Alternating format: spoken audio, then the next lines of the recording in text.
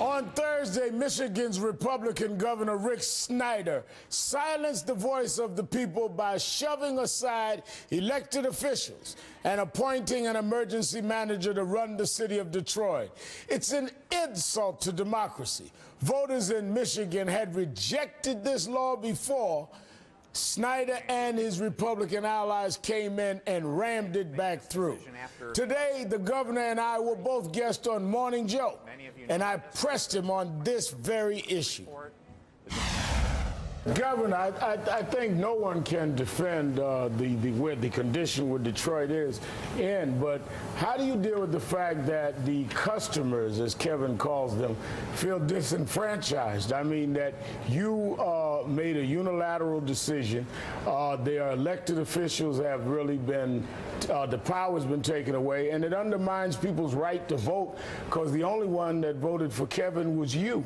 And this is something that is very disturbing, that you have governors undermine the will of the voters. There was a referendum last year that was opposed to this kind of action. You did it anyway.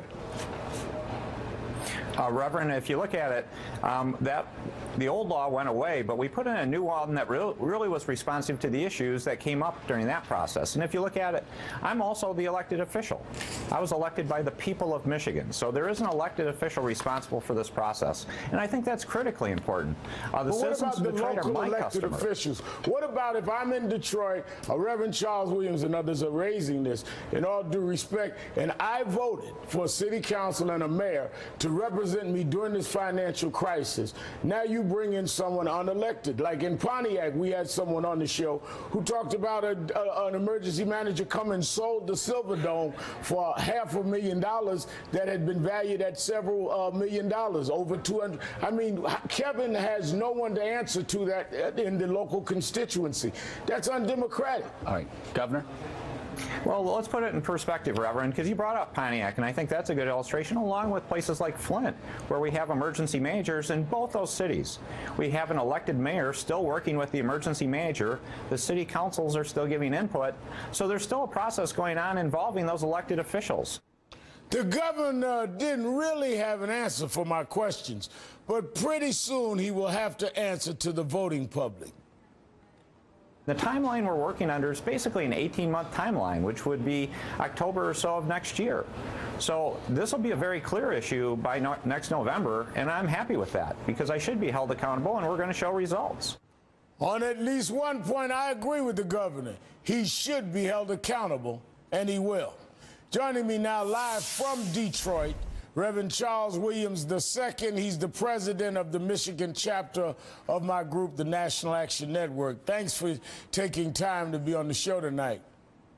Thank you for having me, Reverend. Now, Reverend, you led protests yesterday opposing the emergency manager appointment in Detroit. Let me be clear.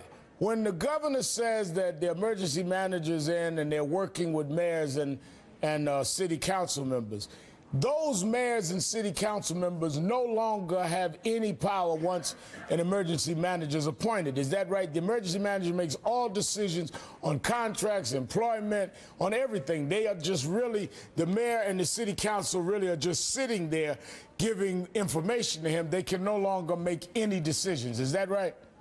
Absolutely. The mayors and the city councils, they lose all of their power, and all of that power is, quite frankly, entrusted inside of the emergency manager.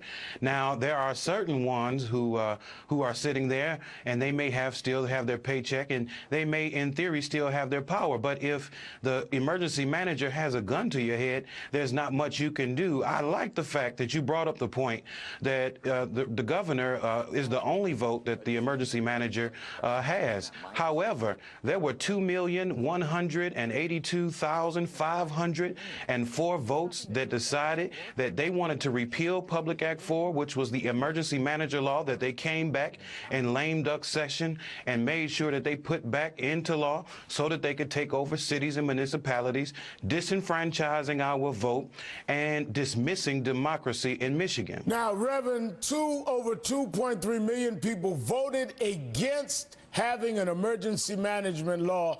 The governor turned around and did it anyway, which was the point I raised. So not only is the governor just totally saying, I'm ignoring the vote that I lost with the referendum last year, came back in a lame duck session and did it. He's saying it doesn't matter in the middle of all of these fiscal problems. It doesn't matter that you voted for a mayor, you voted for a city council. I'm taking their power away, and I'm appointing an emergency manager that has the final word in all of this. And he tells me, well, I'm elected to do it. So how does his election matter, but he invalidates the election of mayors, city council members, and the votes of a referendum? Who decide when elections matter in Michigan? Well, the people should decide, but they don't want people to decide who chooses our president and who chooses our mayor or our city council. What this really is all about is it is a part of the Republican scheme to continue to disenfranchise voters. This is a suppressive tactic so that in 2016, when we start talking about presidents again, as you know, we have been fighting against voter rights, fighting for voter rights in Section 5 of the Voting Rights Act. As you know, yep. They're trying to make it so that you have to have ID. All of this is working together so that they can squash the working people and so that they continue to silence our voices. However, we're going to stand up and we're going to fight back, and we're not going to allow our voices to be dismissed. Well, thank you for your time tonight, Reverend Charles Williams. And again, we're going to stay on top of this story. Living just enough for the city. 28 past the hour. Let's bring in now from Detroit the Republican governor of Michigan, Governor Rick Snyder, and along with him, Detroit's new emergency financial manager, Kevin Orr. Kevin, what are you doing, Kevin? $14 billion. What are you doing? Why don't you just try to turn around like the New York Mets? It would be so much easier. Yeah. It's a great challenge. We always talk about Detroit. We love Detroit. We love the city and hurt for it. But let's start, Governor, with you. Why did you take the action that you took on Detroit? Well, it's needed. It's fairly straightforward. We had a financial review team come do an analysis and look at what's been going on in the city. I appreciate the efforts of the mayor and the city council to solve the problem, but it wasn't enough. We need to get this turned around, and we will get it turned around. Turning around Detroit's critically important. We need better services to citizens, we need financial stability, and we need to grow the city of Detroit. And a growing Detroit will be great for Michigan and the entire country, and we're going to get this job done. Hey, Kevin, what's the first step in getting the job done? Yeah, thank you, Joe. You know, the first step is really sort of getting boots on the ground and looking at what needs to be done and developing a priorities list, sort of an inventory of what we need to do first. I mean, my priority is, in conjunction with the mayor, who's promised to be a great partner, trying to deliver services to the citizens, which I view as our customers immediately, and then examine some of the obvious issues having to do with debt service and employee and retiree benefits.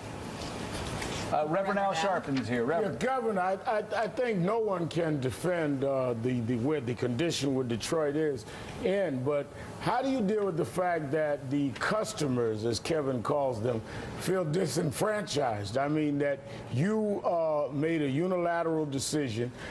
Their elected officials have really been the power's been taken away, and it undermines people's right to vote, because the only one that voted for Kevin was you. And this is something that is very disturbing, that you have governors undermine the will of the voters. There was a referendum last year that was opposed to this kind of action. You did it anyway. Reverend, if you look at it, the old law went away, but we put in a new law that really was responsive to the issues that came up during that process. And if you look at it, I'm also the elected official. I was elected by the people of Michigan. So there is an elected official responsible for this process. And I think that's critically important. The citizens of Detroit are my customers. Officials? What about if I'm in Detroit, Reverend Charles Williams and others are raising this, in all due respect, and I voted for a city council and a mayor to represent me during this financial crisis. Now you bring in someone unelected. Like in Pontiac, we had someone on the show who talked about an emergency manager come and sold the Silverdome for $500,000 that had been valued at several $1 million, over 200. I mean, Kevin has no one to answer to that in the local constituency. That's undemocratic. All right, Governor. Well, let's put it in perspective, Reverend, because you brought up Pontiac, and I think that's a good illustration, along with places like Flint, where we have emergency managers in both those cities. We have an elected mayor still working with the emergency manager. The city councils are still giving input.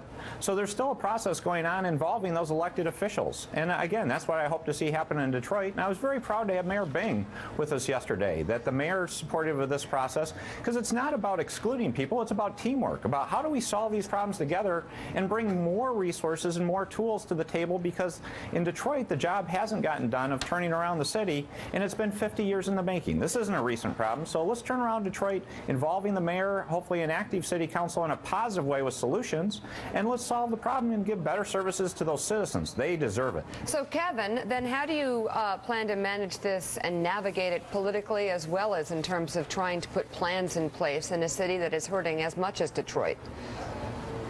Well, Mika, thank you. You know, first of all, what I hope to do is explain to the people the statute that I'm appointed under and the successor statute that's about to happen was enacted after due process. The statute I'm appointed under, 72, has been on the books since 1990.